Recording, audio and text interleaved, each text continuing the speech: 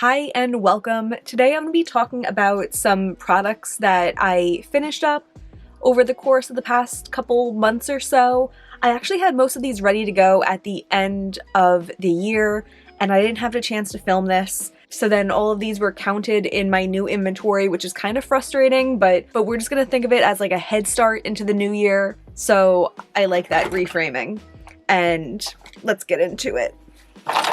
I have a couple candles, which is something that I wasn't counting in the past, but now that I'm more into them, I'm counting them now. This first one is from Myers. I know they make like cleaning products and stuff like that. This is an acorn spice, and it smells really nice. It's like a really nice fall scent that's not like too like cinnamony or foody, and I really like it. I think I bought this maybe 2019 or 2020. I don't know. Either way, I've had it for a little while, and I would be interested in purchasing it again if it was fall time and I needed a new one, but it is limited edition, so yeah, I like it. The other candle I have, it was actually a gift. This is from DW Home in the scent XOXO. And I like that it has like a cute little lid. I'm a big fan of candles with lids. If they don't have lids, I feel like it's just like it's like a mushy open thing. I'd rather just like seal it up when I'm not using it. This one smells pretty good also. And I felt like the scent was stronger than other candles I've used in the past, which I like. I dislike when I use a candle and you could barely smell it. I have one brow product that I used up.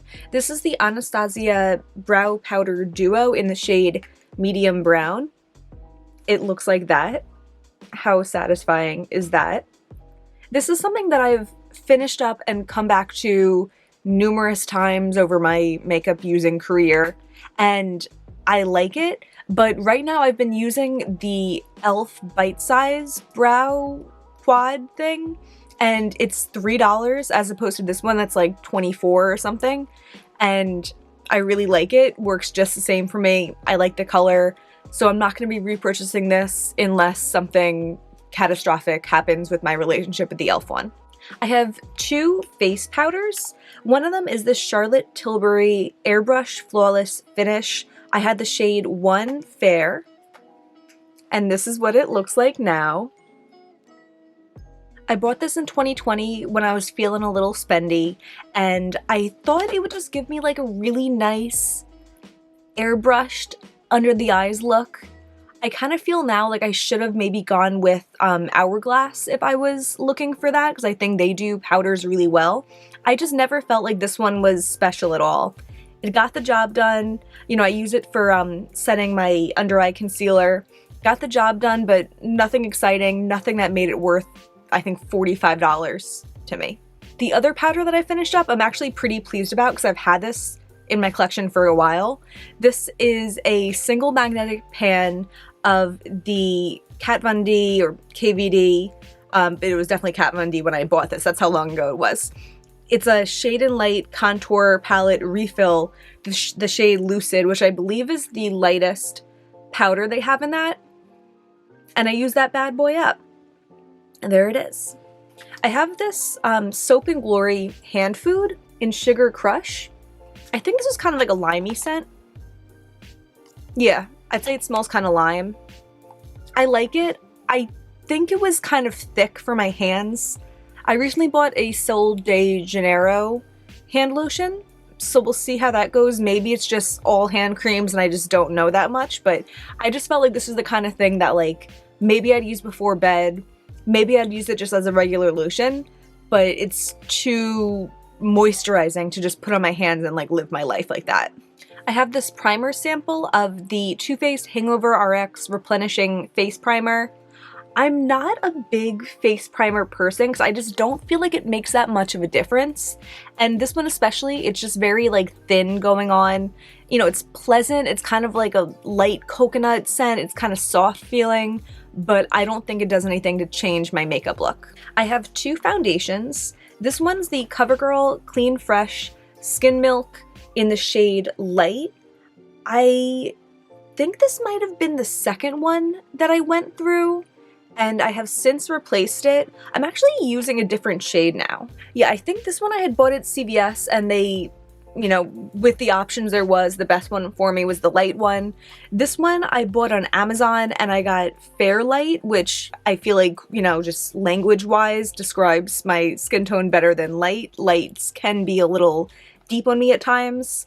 I guess it's just one step up because this is 530, the Fairlight, and then light is 540. They're pretty interchangeable in my mind. It's a very thin kind of like tinted foundation balm or tinted moisturizer, whatever you want to call it. It's definitely like a light coverage foundation. So when it comes to light coverage foundations, the shade doesn't have to be as exact of a match as it is when you're making like a mask of foundation on your face. So both of them work for me, but the fact that I repurchase it shows I really like it. It's probably my favorite foundation that I have in use, and I plan to continue to repurchase it. The other one that I have is the Tarte Maracuja Tinted Hydrator.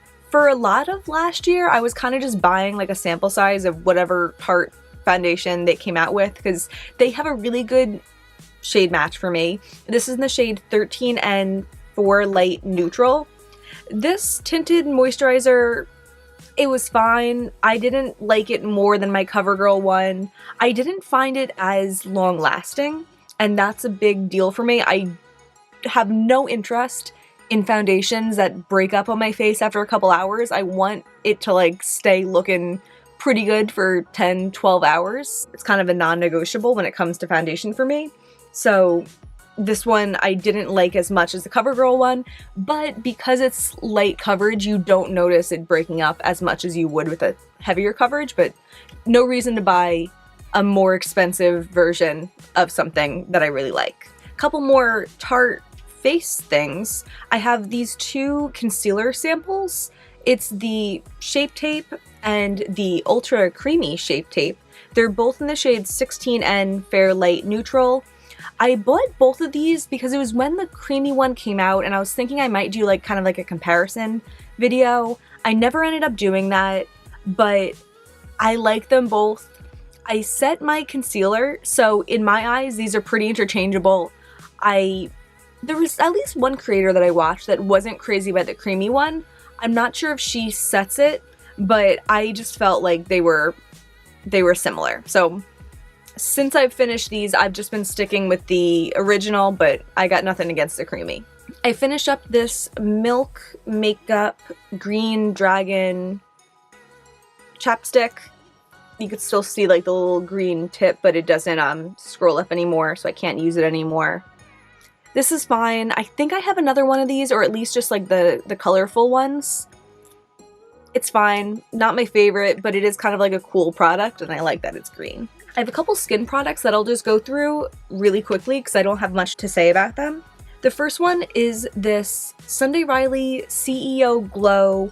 It's a vitamin C. I bought this in 2020, feeling spendy, probably the same order or around the same time as that Charlotte Tilbury powder. And it's all right.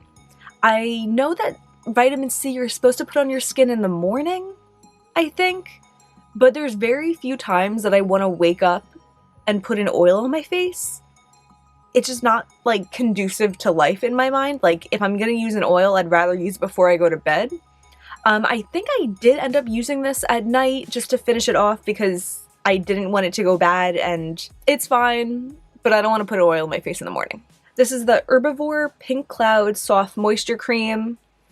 Nothing that I'm too enthusiastic about. It was fine. This is the Proteini Polypeptide Cream from Drunk Elephant. Same exact review as the other one. It's fine. This one I think was kind of light and whipped and soft though, actually, but not crazy about it. I have these two oil samples from Josie Maran. I have the light oil and the regular oil, and I just use these before bed from time to time when I wanted some extra moisture, and I like them.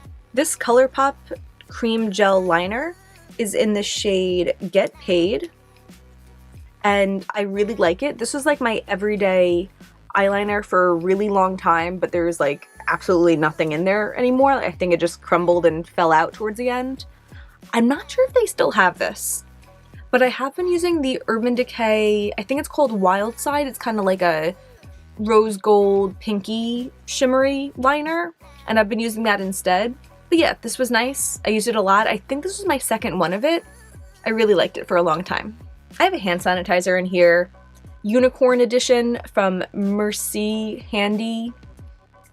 I bought this at the start of the pandemic when you couldn't find hand sanitizer anywhere, and this was like $4 from Anthropologie, which I thought was crazy expensive. But I liked it.